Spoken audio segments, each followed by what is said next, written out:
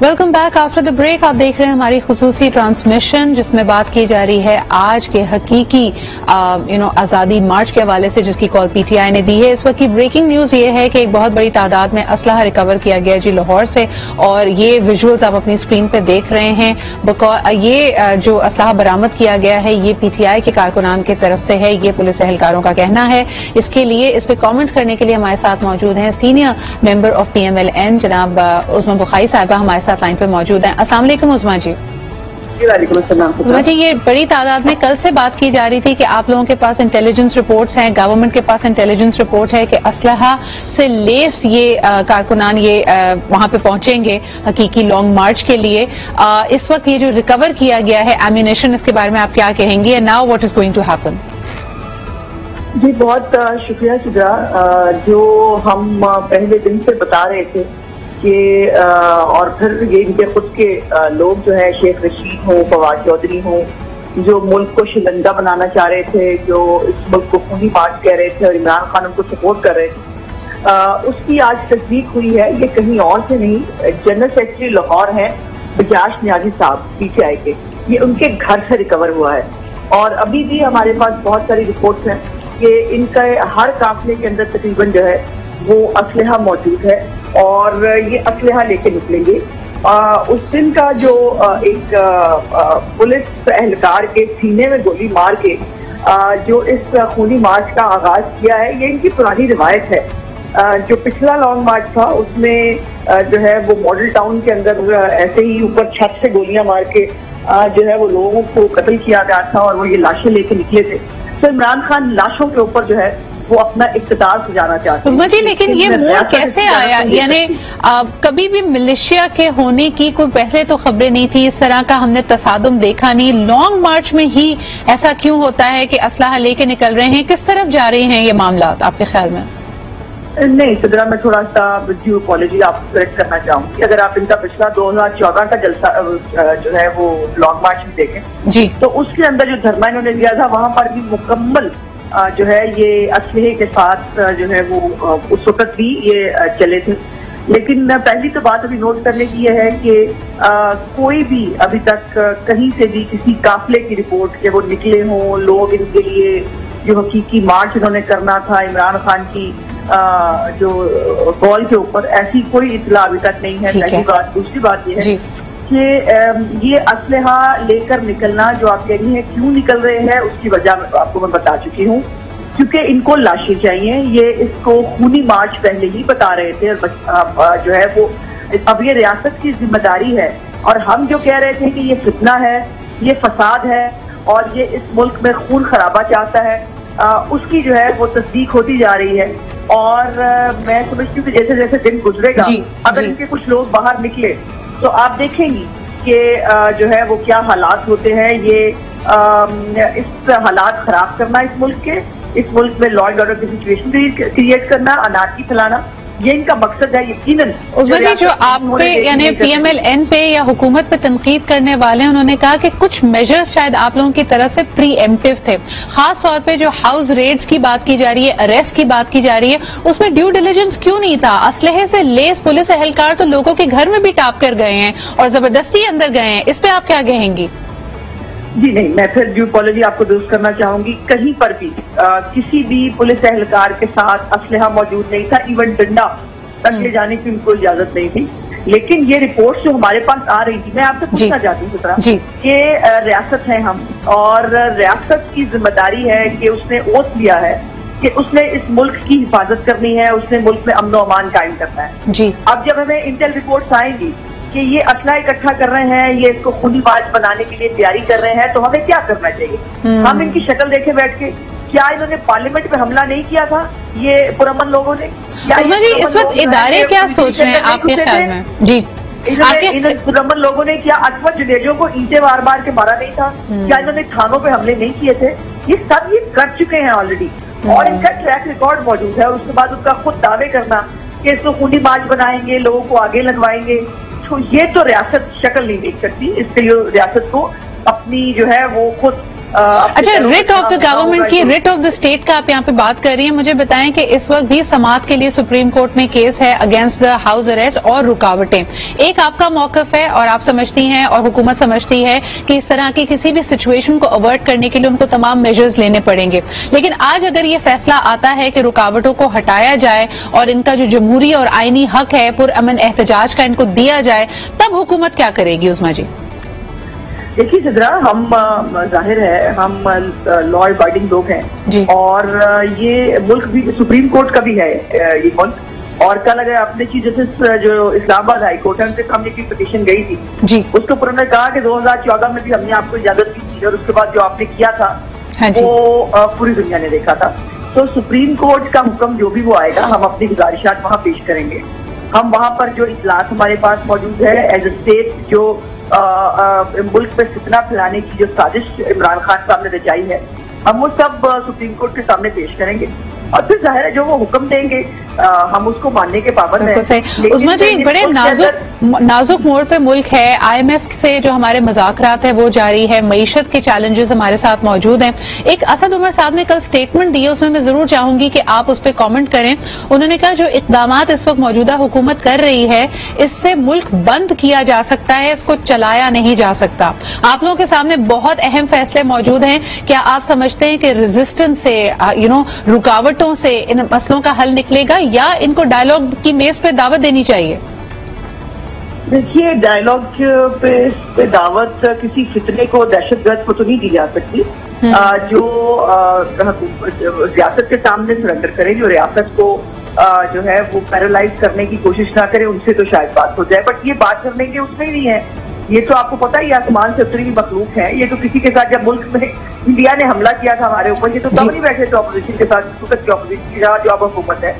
लेकिन सदर उमर साहब दुरुस्त कह रहे हैं। तो आप कह रहे हैं कि जी, एक मिनट मैं बात पूरा करना जी, यही तो इनका प्लान और प्लॉट है कि इनको पाकिस्तान को आगे नहीं चलने देना। जैसे पिछली दफा सीपैक रोका था, अब आज 25 तारीख ही क्यों चुनी गई? क्योंकि आज टॉक्स हो रहे थे IMF के साथ और इमरान खान को, तमाम लोगों को अंडर प्रेशर लाना, इदारों को लान तान करना, उनसे अपनी मर्जी के फैसले लेने की कोशिश करना, अपनी मर्जी दूसरों पर थोपना, ये उसकी पुरानी आदत है। लेकिन हमने उस वक्त भी पाकिस्तान को बचाया था और इंशाअल्लाह ताला। बड़ी आपने अहम बात की है उस्मा यहाँ पे कि 25 तारीख ही क्यों चुनी गई जबकि IMF से मुज़ाकरात जारी हैं। आपको बताते चलो, आप हमारे साथ रहिएगा। Thank you so much for these comments as well. हमारे साथ इस वक्त मौजूद हैं डॉक्टर जमील अहमद खान साहब, फॉर्मर एम्बेसडर हैं। इसके अलावा सीनियर तज्ज़ेकार अब्दुल्ला हमीद गुल साहब भी हमारे साथ मौजूद हैं। आप दोनों की आमद का, मौजूदगी का बहुत शुक्रिया। एम्बेसडर जमील, सबसे पहले यही बात कि ऑप्टिक्स के लिए इंटरनेशनली कैसा लग रहा है? IMF से मुज़ाकरात जारी हैं, पाकिस्तान की मईशत इस वक्त सख्त तरीन दबाव का शिकार है, डॉलर रेट अगर बात की जाए बुलंद तरीन सतह पे है पिछले 75 साल की, और दूसरी तरफ ये आजादी की मार्च भी जारी है। कैसे देख रहे हैं इन चीजों को आप? जी हाँ, बस सुबह सवेरे अच्छी खबर हम देते हैं और कोशिश यही होती है कि अच्छी बातें और अच्छी खबरें आपके सामीन तक और अपने दोस्त और हल्का अहबाब तक पहुंचे। लेकिन इत्तेफाक की बात है कि जो आपने सवाल पूछा है उसमें कोई मस्बत चीज नजर नहीं आ रही है, और खासतौर पे उन हालात में जबकि हमारी मईशत इतनी मकदूश है और जबकि हमारी इतनी दीगर गुम सिचुएशन चल रही है, और उस सिचुएशन में ये एक और सोने पे सुहागा, ठीक है, ये एक जमहूरी हक है और कोई भी सियासी या समाजी ग्रोह या पार्टी है उसको हक है कि वो उसके अपने। एम्बेसडर जमील, 25 तारीख का इंतखाब करना आप क्या समझते हैं? अगर एक मैक्रो पिक्चर में देखा जाए, बहैसियत एक स्टूडेंट ऑफ इंटरनेशनल अफेयर्स, आपके ख्याल में एक अच्छा इंतखाब नहीं था? इस डेट का अच्छा इंतखाब नहीं है। हम पिछले 7 दिहाइयों से कश्मीर का एक लेके एडवोकेसी कर रहे हैं उन हालात की, और आज यासीन मलिक का जो एक अदालती कत्ल का हुक्मनामा आने वाला है, उस लिहाज से अगर देखा जाए तो वो पूरी दुनिया में हम चाहते थे कि उसकी आवाज़ बुलंद हो, और उस सिलसिले में पाकिस्तान ने हमेशा कोशिश और काविश की है कश्मीर के हवाले से। वो जो कश्मीर का एक सिलसिला चल पड़ा पिछले, खास तौर पे जब एब्रोगेट किया गया 370 और 35, अब मेरे ख्याल में उसका भी बैकग्राउंड चल रहा था। हमने पिछले दिनों देखा कश्मीर फाइल्स के नाम से जब इन्होंने नैरेटिव बिल्डिंग के लिए एक मूवी रिलीज की, उसमें भी लोग कह रहे थे यासीन मलिक साहब का किरदार एक तरह से उन्होंने फिल्माया है। लेकिन जी, that will be an issue for a separate day. Abdullah साहब, आप क्या समझते, 2 पॉइंट एजेंडा है कप्तान का। उन्होंने कहा मैं इससे कम पे नहीं मानूंगा कि असेंबलीज को डिसॉल्व किया जाए और इलेक्शन डेट अनाउंस की जाए। कितना करीब देखते हैं उनको अपने हदफ से आज, जबकि तमाम रियासती इदारे और रुकावटें हायल की जा रही हैं, एडमिनिस्ट्रेशन उनको टफ टाइम देने के लिए तैयार है? बिस्मिल्लाहिर्रहमानिर्रहीम, सुबह बखैर। बहुत शुक्रिया सिद्रा साहिबा, और मैं बहुत पुरुमीद हूँ कि इंशाअल्लाह ताला पाकिस्तान के हालात बेहतर हो जाएंगे। लेकिन मैं कुछ खतरात और कुछ तजज़ियात जो है वो आपके सामने रखना चाहता हूँ। जी देखें, सबसे बड़ी बात यह है कि इस टाइम पे अहदाफ क्या है। क्या स्टेट ऑफ पाकिस्तान जो है उसको कमजोर करना दुनिया का मकसद है या किसी एक सियासी जमात को? यह बहुत अहम नुक्ता है। इसलिए स्टेट ऑफ पाकिस्तान को अगर उन्होंने जिद पहुंचानी है तो उसके लिए जरूरी है कि वो रियासत के अंदर, मुल्क के अंदर ऐसे हालात पैदा कर दें और कोई खुदा न खासा ऐसा वाकया क्रिएट कर दें जिससे पाकिस्तान के अंदर इंतशार के अंदर मजीद इजाफा हो जाए। अब मेरी इतलात के मुताबिक जो है वो कुछ पुराने जो NDS के, जो अफगान इंटेलिजेंस एजेंसी थी अशरफ गनी की, उसके कुछ ऐसे रोग एलिमेंट्स हैं जिनको टास्किंग की गई है कि वो खुदा न खासा इस जो कारवान है उसके ऊपर कोई हमला करें। और इसी तरीके से जो कुछ इंडियन एलिमेंट्स हैं जो कि TTP से रिलेटेड हैं, और वो भी इसके अंदर जो है एक उनको टास्किंग कर दी गई है। मैं आपको ये नहीं कह रहा कि कर रहे हैं, लेकिन कर दी गई है। इसलिए इमरान खान साहब की सिक्योरिटी को मजबूत बनाना मेरे ख्याल में रियासत की अव्वलीन जिम्मेदारी है, और वो मेरे ख्याल में इसके ऊपर कारबंदी। अब्दुल्ला साहब, क्यों नहीं रियासत उनकी सिक्योरिटी और कारवान में आने वाले लोगों की सिक्योरिटी पे बात कर रही? क्या उसके लिए वसाइल इतने मौजूद नहीं हैं? तभी मेरे ख्याल में एक काउंटर स्ट्रैटेजी ये है कि ज्यादा से ज्यादा रुकावटें हायल की जाएं और कम से कम लोग निकलें। क्या ये एक स्ट्रैटेजी हो सकती है? देखें सिद्रा साहिबा, ये तो हमेशा ही होता है। मौलाना फजलुर रहमान का जब हुआ, TLP का हुआ, तो उस टाइम पे भी रुकावटें हायल हुई, चीजें हुई। मैं ये नहीं कह रहा। और फिर तहरीक इंसाफ के लिए जब उससे पहले था तो उस टाइम पे भी रुकावटें हायल की गई। असल बात यह है कि जो सिक्योरिटी है इतने लोगों की आप नहीं क्रिएट कर सकते। अभी आपने सिक्योरिटी की हालिया सूरत हाल देख ली, जिसके अंदर कराची के अंदर बावजूद इसके कि रेंजर्स एहलकार साथ तैनात थे और उनका मोटरसाइकिल साफ था, लेकिन उसके बावजूद चाइनीज पे हो गया। और फिर हमने ये भी देखा कि पाकिस्तान में जब जंगल में आग लगी शिरानी के अंदर, तो उसके लिए हमारे पास जहाज नहीं था। जब कोविड आया तो वेंटिलेटर नहीं थे। जब टिड्डी दल का को लोकस्ट का हमला हुआ तो हमारे पास कोई काउंटर मेजर्स नहीं थे। तो ये तो हमारी जो सिविल एडमिनिस्ट्रेशन है उसके राज रोजाना आश्कार हो रहे हैं, और पता चल रहा है कि बैड गवर्नेंस का इससे बढ़कर नमूना कोई नहीं हो सकता। लेकिन जो बात मैं ये कहना चाहता हूं कि रियासत जो होती है वो लोगों को पहले जिसको कहते हैं ना कि वो कट डाउन टू साइज करना चाहती है, उसके बाद मुज़ाकरात का अमल होता है। हमें याद है कि माजी में कुछ लोगों ने हमला किया, इस्लामाबाद के ऊपर आए। बात अब जो हमला कह दें आप उसको। सर आपकी बात को मैं एम्बेसडर जमील साहब के पास ले जाना चाहूंगी, जो आपने कहा कि कट टू साइज, यानी हुकूमत पहले चाहती है, रियासत चाहती है कि आप पे प्रेशर बिल्ड हो ताकि आप भी मुज़ाकरात की टेबल पे आए, तो आपको ये एहसास हो कि वेयर द पावर लाइज। लेकिन एम्बेसडर जमील, ये नैरेटिव, ये बयानिया हुकूमत का कितना स्ट्रांग है? हमने देखा कि जैसे ही अदम एतमाद की मूवमेंट के बाद इमरान खान साहब की हुकूमत खत्म हुई, पहले हुकूमत का मौकफ या बयानिया ये था कि लोग निकल ही नहीं रहे। कराची के जलसे के बाद कहा गया कि सब फोटोशॉप की हुई, डॉक्टर्ड की हुई वीडियोज एंड पिक्चर्स हमारे सामने। लेकिन फिर इमरान खान साहब का हर शहर में जो जलसा था, इवन छोटे शहरों में जो जलसा था, वो तारीखी जलसे बन गए। इस वक्त सूरत हाल ये है कि नैरेटिव बिल्कुल बदल के ये कहा जा रहा है कि जी लोग तो बहुत आ रहे हैं, बल्कि असलहे से लेस होकर आ रहे हैं। तो हुकूमत का बयानिया इस वक्त कितना स्ट्रांग है आपके ख्याल में? देखिए, हुकूमत तो जाहिर है ऐसे इकदाम करने की कोशिश करेगी। मैं हथकंडों का लफ्ज इस्तेमाल नहीं कर रहा, कि वो ऐसे इकदाम करने की कोशिश करेगी कि बहुत बड़ा मजमा वहाँ जमा ना हो, क्योंकि पाकिस्तान जैसे मुल्कों में, और अगर हम अपनी साबका तारीख को देखें, सियासी तारीख को देखें, तो जब भी इस किस्म के मजमे इस्लामाबाद में जमा हुए हैं, चाहे वो कौसर नियाजी वाला वो मजमा हो वहाँ, और जिसमें 7 अफराद जहाँ बाहर हो गए थे उसमें, या जो भी आप अगर लें इस्लामाबाद हो या किसी और जगह, खास तौर पर इस्लामाबाद, तो वहाँ जब बहुत एक कसीर तादाद और इमोशन से चार्ज, और जहाँ जिहाद की बात हो रही हो सियासत में, तो वहाँ लोगों के इमोशंस तो चार्ज होते हैं। इसमें कोई शक नहीं कि हमारे लीडरान बशमूल इमरान खान वो एक बहुत बड़े क्राउड पुलर हैं, खासतौर पे पीपल्स पार्टी के चेयरमैन इमरान खान, तो उसमें ज्यादा लोग आने के इम्कानात हैं और ज्यादा अफराद आएंगे। और जो इंटेलिजेंस की रिपोर्ट जो अभी आपने सुनी, और उसके अलावा जो एक खत जो जारी किया है इस्लामाबाद के IG ने कल शाम को, और जो उस खत के जरिए बताया गया है थ्रेट लेवल इमरान खान का भी, तो ये बात दुरुस्त है कि जो हमारे इस वक्त मारूजाती हालात हैं और माहौलियाती हालात हैं, जिसमें इंडियन फैक्टर है, जिसमें टेररिस्ट फैक्टर है। साहब, आपने भी और अब्दुल्ला साहब ने दोनों ने रोग एलिमेंट्स की तरफ इशारा किया है, जिसमें अफगान रोग एलिमेंट्स भी हो सकते हैं, भारत की तरफ से भी रोग एलिमेंट्स हो सकते हैं, लेकिन अब ये सियासी बसीरत का एक मेरे ख्याल में इम्तिहान है तमाम ही लोगों के लिए, हुकूमत के लिए, रियासत के लिए भी, और इमरान खान साहब और उनकी जमात के लिए। उन्होंने संभलने का बिल्कुल वक्त नहीं दिया शहबाज शरीफ साहब को, और वो समझते हैं कि जितनी एडिटेशन की सियासत होगी वो अपने 2 पॉइंट्स को मनवा पाएंगे। यानी नंबर 1 वो असेंबलीज को डिसॉल्व करना चाहते हैं, सेकेंडली इलेक्शन की डेट की अनाउंसमेंट हो। लेकिन today what is going to happen, आने वाले 3-4 रोज में क्या होने वाला है, it is anybody's guess. It almost feels surreal. अगर आप 2 महीने पहले का पाकिस्तान देखें, रमजान मुबारक से पहले का, ये हम कहाँ आ गए? ये इस तरह के जो नाजुक हालात हैं, ये जो मोड़ है, ये जो तकलीफें हैं, ये कितनी हमारी मैन्युफैक्चर्ड है, कितनी क्रिएटेड है? क्या ये कहना दुरुस्त है कि ये बैरूनी साजिशों की वजह से हो रहा है, या we are unable to keep our house in order? Abdullah sahab, अगर पहला सवाल यही मैं आपसे करूं कि ये जहां हम पहुंचे हैं, और इस नैरेटिव से पहले आपने देखा कि PTI का भी और बहुत सारे लोगों का ये मानना है कि ये जी बैरूनी साजिशों की वजह से इस वक्त हम पाकिस्तान में ये सूरत हाल देख रहे हैं, आपका क्या मौकफ है इस पर? देखिए, ये हमारा एक बुनियादी एक मेरे में वतीरा बन गया मिन हैसुल कौम कि हम फौरन अपना इल्जाम दूसरे के ऊपर डालते हैं।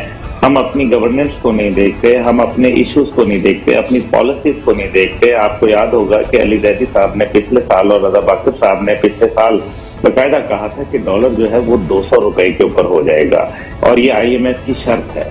तो उस बारे में कोई अभी बात करने के लिए तैयार नहीं है। जिस दिन हुकूमत गई थी उस दिन ओपन मार्केट डॉलर रेट जो था 191 था।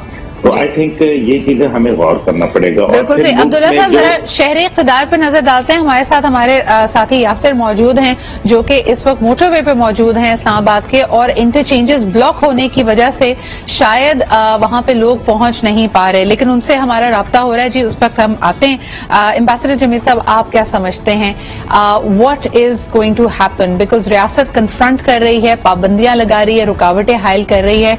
Do you foresee violence?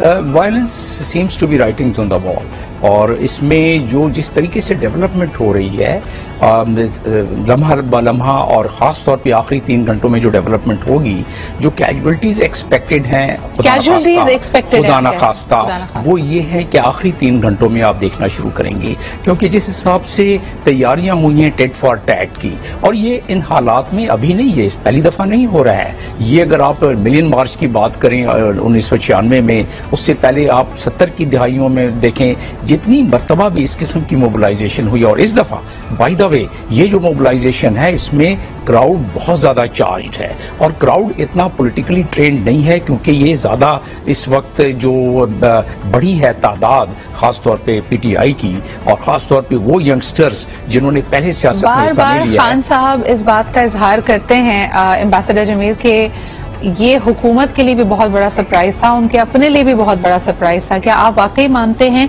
कि इस तरह लोगों का चार्ज हो जाना it's a big surprise for all? नहीं, वो जो हमारे हालात हैं और जिस हिसाब से हमने अपने यूथ को 120 मिलियन यूथ को हमने जिस डगर पे हम ले गए हैं, तो उनको चार्ज करना इमरान खान जैसे शख्सियत के लिए कोई इतना मुश्किल नहीं है, बिलावल जैसी शख्सियत के लिए कोई इतना मुश्किल नहीं है, और मरियम नवाज जैसी शख्सियत के लिए कोई इतना मुश्किल नहीं है। तो वो क्योंकि हमारे पास एक मटीरियल, एक यूथ का हमारे पास। आप कह रहे हैं कि ये बयानिए की जंग है, कौन किसको किस तरह अपनी तरफ माइल कर पाता है, इस बात की जंग है। लेकिन इस वक्त नजर ये आता है कि, और हुकूमत में हमेशा आपके पास ये डिसएडवांटेज होता है अनफॉर्चुनेटली, हुकूमत में आप रहकर इस तरह बात नहीं कर सकते जो शायद ऑपोजिशन कर सकती है, और यही डिसएडवांटेज इस वक्त शहबाज शरीफ साहब को और उनकी रजीम को और PMLN की क़यादत के सामने भी यही मुतहरिकात हैं। हमारे साथ यासिर मौजूद है, देखते हैं इस्लामाबाद में क्या सूरत हाल है। अस्सलाम वालेकुम यासिर। वालेकुम अस्सलाम सर, जैसे आपने कहा कि इंटरचेंजेस पे क्योंकि रुकावटें हैं, मोटरवे तक लोग नहीं पहुंच पा रहे, जरा अपडेट कीजिएगा, आपके सामने क्या मंजर है? जी बिल्कुल, पहले तो शहर इक़्तिदार के जो एंट्री पॉइंट है, खास तौर पे मोटरवे और GT रोड, इस पे ऐसा ही है कि जैसे लाखों गाड़ियां गुजरती थी, अब इसकी तादाद ये है कि चंद एक गाड़ियां चंद मिनटों के बाद इक्का दुक्का जो गाड़ियां हैं वो गुजरती दिखाई दे रही हैं। अगर हमारे कैमरामैन अकबर आपको दिखाए तो मेरे राइट साइड पे ये मोटरवे है जो इस्लामाबाद को दीगर शहरों से मिलाती है। एयरपोर्ट का रास्ता भी यहीं से होकर आता है। तो इस रास्ते पे आपको नजर आ रहा होगा कि इक्का दुक्का जो गाड़ियां हैं वो इस्लामाबाद में दाखिल हो रही हैं, क्योंकि इसकी बुनियादी वजह यह है कि जो तमाम के तमाम मोटरवेज के इंटरचेंजेस हैं उनको मुकम्मल तौर पे बंद कर दिया गया है। चाहे वो अटक का इंटरचेंज हो, हरीपुर का हो, एबटाबाद के हो, मुख्तलिफ इलाके जो दीगर हैं, हजारा डिवीजन का हो, वो तमाम के तमाम मोटरवेज के इंटरचेंजेस जो है वो बंद कर दिए गए हैं। तो इसलिए मोटरवे पे एंट्री जो है वो नामुमकिन सी हो गई है। मुझे बताइए कि इंटरचेंज पे अगर रश बढ़ता है चंद घंटों के बाद, जैसे एक्सपेक्टेड है कि PTI के कारकुनान या उनके जो उनकी रैली है वो वहां पे अगर पहुंचती है, तो आप समझते हैं कि शेयर प्रेशर की वजह से अगर ये बहुत बड़ी तादाद में लोग आ जाते हैं, ये अपना रास्ता खुद बना लेंगे और इंटरचेंज को क्रॉस करके मोटरवे पे आ जाएंगे? आपकी क्या तवक्को है? जी बिल्कुल, माजी में तो ऐसा ही होता रहा कि जब इंटरचेंजेस बंद होती रही तो लोग कंटेनर हटा के उनको वहां से हटाने के बाद दाखिल होते रहे। लेकिन अब जो सूरत हाल है, क्योंकि देखें पेशावर से जब पूरा काफिला आएगा, गुज़िश्ता जब ताहिरुल कादरी का धरना था, दीगर धरने थे, तो उस वक्त उनके पास क्रेन्स भी मौजूद थी, वो जो भी कंटेनर्स होते थे, इस तरह की रुकावटें होती थी, वो हटा देते थे। तो आज भी यही सूरत हाल नजर आती है कि जो मकामी क़यादत है उनके पास तो ऐसा सिस्टम नहीं है। लेकिन जब ये बड़ा काफिला आएगा, वो आगे का रुख करेगा, तो जितनी भी इंटरचेंजेस है, जहां जहां से इनके कारकुनों को, लीडरान को कहा गया है कि जो जो रास्ते बंद हैं वो अपनी मरकजी क़यादत को आगाह करें, तो वो बड़ा काफिला जब आएगा तो उस वक्त लगता ही है कि ये इंटरचेंजेस भी लोग खोल लेंगे अगर दबाव ज्यादा होता है। क्योंकि नफरी ज्यादातर जो शहर के अंदर लगा दी गई है, सूबों की नफरी, FC की, पुलिस की, दीगर कानून नाफिज करने वाले इदारों की, वो भी शहर इक़्तिदार बुला ली गई है। तो दीगर जो इर्द गिर्द के शहर हैं वो तकरीबन खाली हैं, वहां पे मजम्मत के लिए भी कोई एहलकार जो है वो मौजूद नहीं। तो एक सन्नाटे की कैफियत है, शहर को तो बंद कर दिया गया है, एंट्री पॉइंट भी बंद है, यहाँ इक्का दुक्का जो एहलकार है, यानी ये कोई फुल प्रूफ स्ट्रैटेजी नहीं है रियासत और एडमिनिस्ट्रेशन की। जैसे आपने कहा कि इन इंतजामात में आपको गैप साफ नजर आ रहे हैं, जो हो सकता है अगर एक बहुत बड़ी तादाद में लोग पहुंच गए, PTI के कारकुनान पहुंच गए, तो they will be able to make their way through. आप समझते हैं कि इसमें गैप्स हैं? जी बिल्कुल सिद्रा, एक सिर्फ अटक वाला जो पुल है वहां पे सूरत हाल ऐसी है कि वहां सख्त रुकावटें हैं, नफरी खड़ी कर दी गई है। लेकिन दीगर जितनी भी इंटरचेंजेस हैं वहां सिर्फ कंटेनर लग के नफरी जो है मौजूद नहीं है, तो वो गायब है। इसलिए जब लोग आएंगे, शहरों से एंटर होंगे, तो उनके लिए हटाना कोई इतनी मुश्किल बात नहीं है। बिल्कुल सही। यासिर बहुत बहुत शुक्रिया हमारे साथ मौजूद होने के लिए, अपडेट करने के लिए। कंटेनर लगा दिए गए, नफरी गायब क्यों है? क्या इतनी नफरी मौजूद ही नहीं है या वहां पे चेंज ऑफ हार्ट्स हुआ है? अब्दुल्ला साहब, ये सवाल मैं आपसे करना चाहूंगी, क्योंकि कप्तान साहब अक्सर कहते हैं कि जी जो बहुत सारे इदारों का नाम लेते हुए उन्होंने कहा जी उनकी फैमिलीज भी हमारे साथ मौजूद होंगी। पुलिस एहलकारों का बाकायदा नाम लेकर उन्होंने कहा कि जी हमारी तो ड्यूटी होगी, लेकिन फैमिली आपके साथ आ रही है। इस पे आप क्या कहेंगे?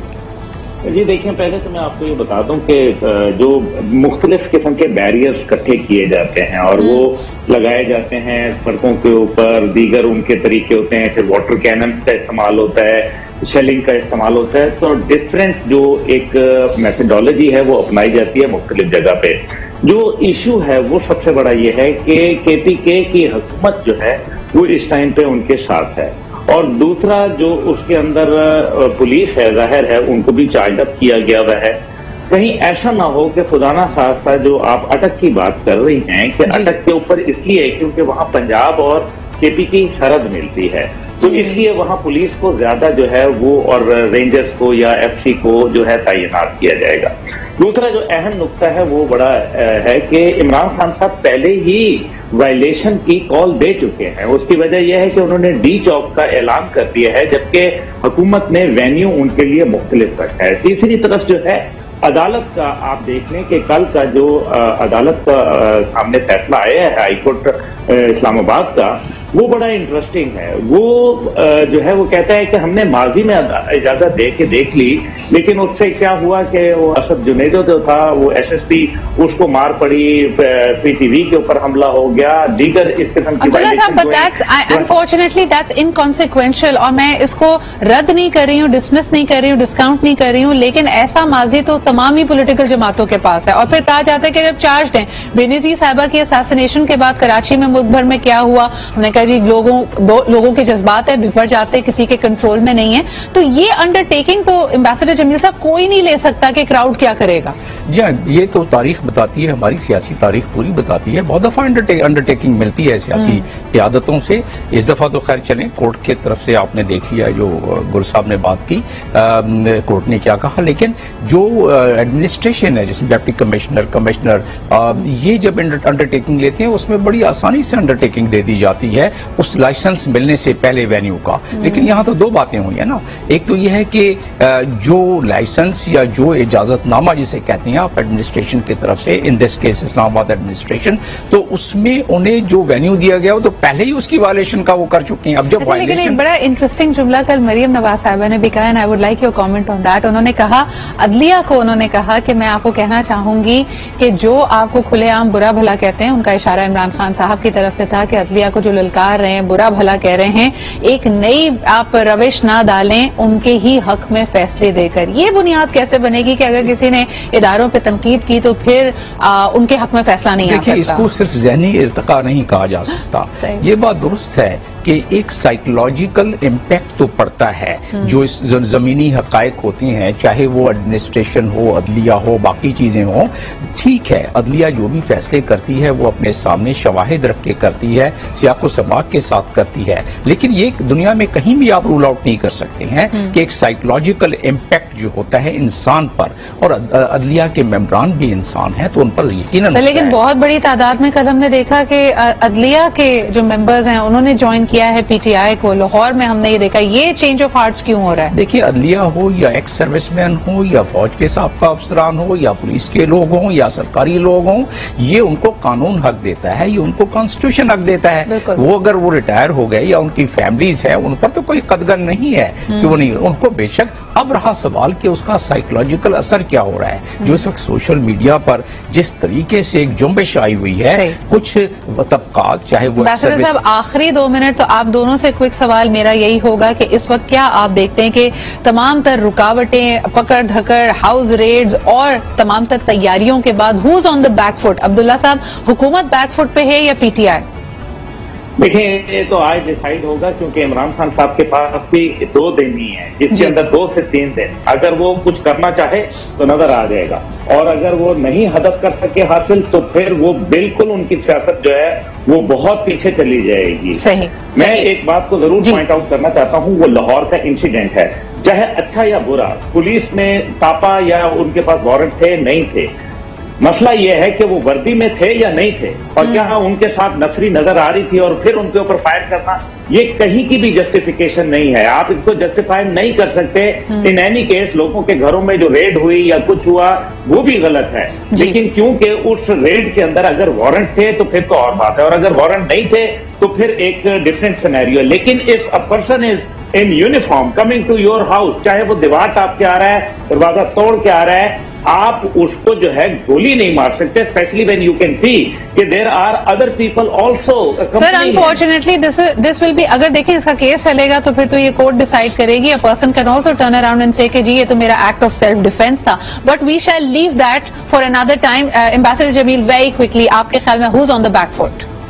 Well, the first bullet fired or first tear gas fired would dictate that and would indicate that. I think the government would become a little passive if the capability God forbid starts happening. आपको लगता है कि एक कुदरती तौर पे back foot पे रियासत होती है, क्योंकि जाहिर सी बात है उसने इंश्योर करना है लोगों का तहफ्फुज भी और उनके जानो माल की हिफाजत। और इंसानों के समंदर के सामने रियासत के लिए जरा बड़ा मुश्किल हो जाता है कि वो बहुत सारी चीजों में हाथ बन जाते हैं, कुछ नहीं कर पाएंगे। बहुत बहुत शुक्रिया। एम्बेसडर जमील हमारे साथ मौजूद थे, अब्दुल्ला हमीद साहब हमारे साथ मौजूद थे।